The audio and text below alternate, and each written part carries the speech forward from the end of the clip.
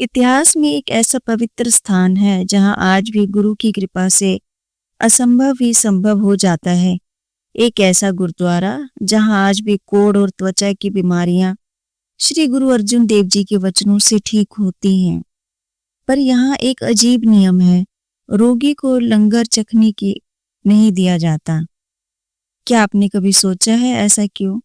आइए जानते हैं इसके पीछे की एक अटूट और सच्ची घटना।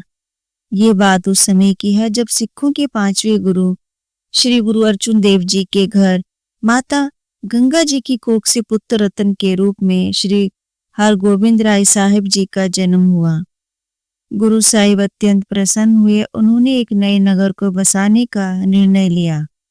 सन 1590 के आसपास गुरु साहिब के तरन तारण सरोवर की खुदाई का कार्य प्रारंभ करवाया। जैसे ही ये समाचार आसपास के गांवों में पहुंचा, सैकड़ों सिख संगत सेवा के लिए वहां पहुंचने लगी। कोई मिट्टी ढो रहा था, कोई पानी ला रहा था, कोई ईंटें जमाने में लगा था। हर कोई गुरुजी की सेवा में जुटा हुआ था। उस क्षेत्र से लगभग 10 किलोमीटर दूर एक गांव था जहां भाई सिद्ध सिरसाई जी रहते थे। वे एक सच्चे, नितनेमी और विनम्र सिख थे। भाई जी प्रतिदिन अमृत वेला में उठकर स्नान करते, नित्य-नेम का पाठ करते, फिर अपने घर से थोड़ा प्रसाद ग्रहण कर हाथ में औजार उठाकर तरन तारण पहुंच जाते और गुरु सेवा में लग जाते। रास्ते में उन्हें जो भी लकड़ी या ईंधन मिलता वे उठा लेते ताकि लंगर के लिए आग जलाने में काम आ सके। भाई प्रतिदिन सेवा करते, परंतु वे कभी भी लंगर नहीं चखते थे। हर दिन अपने घर से ही प्रसाद ग्रहण कर सेवा में आते। एक दिन जब सरोवर की खुदाई चल रही थी, श्री गुरु अर्जुन देव जी स्वयं संगत के बीच खड़े थे। तभी वहां एक कोढ़ का रोगी आया जिसका शरीर घावों से भरा हुआ था। वह गुरु जी के चरणों में गिर पड़ा और विनती करने लगा, हे सच्चे बादशाह, मैं बहुत दुखी हूँ। गुरु जी ने करुणा से उसकी ओर देखा। उसी समय भाई सिद्ध सिरसाई जी ने हाथ जोड़कर कहा, सच्चे बादशाह, मैंने सोचा कि संगत में कोई और भी ऐसा होगा जो लंगर नहीं चखता होगा। गुरुजी मुस्कुराए और बोले, ऐसे सिद्ध बहुत हैं जो लंगर नहीं चखते, पर तुम्हारे जैसा नित्य नेमी और श्रद्धालु कोई नहीं।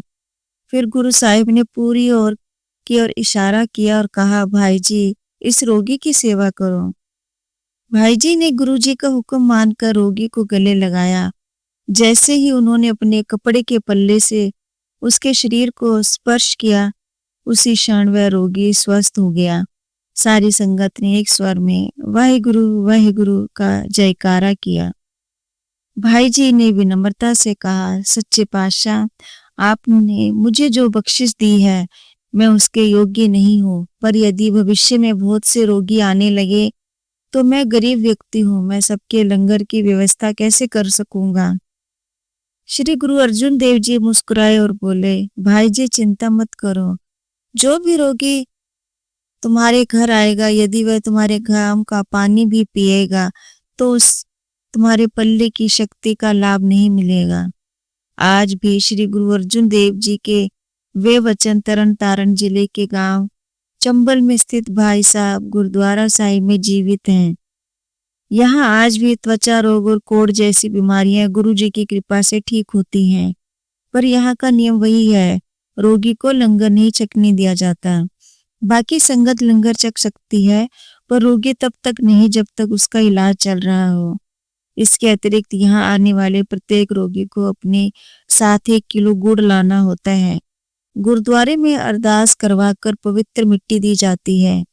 उस मिट्टी को घर ले जाकर प्रतिदिन पाठ करने के बाद थोड़ा पानी मिलाकर रोगग्रस्त स्थान पर लगाया जाता है। जब तक वह मिट्टी घर में रहती है तब तक घर में मांस, मदिरा, अंडा आदि का सेवन वर्जित होता है। विवाहित व्यक्ति को ब्रह्मचर्य का पालन करना होता है। जब रोग ठीक हो जाता है तो उस मिट्टी को जल प्रवाह कर दिया जाता है। रोग ठीक होने के बाद रोगी गरीबों को लंगर छका सकता है या गुरुद्वारे में लंगर के लिए दान कर सकता है। श्री गुरु अर्जुन देव जी के वे वचन आज भी सत्य हैं।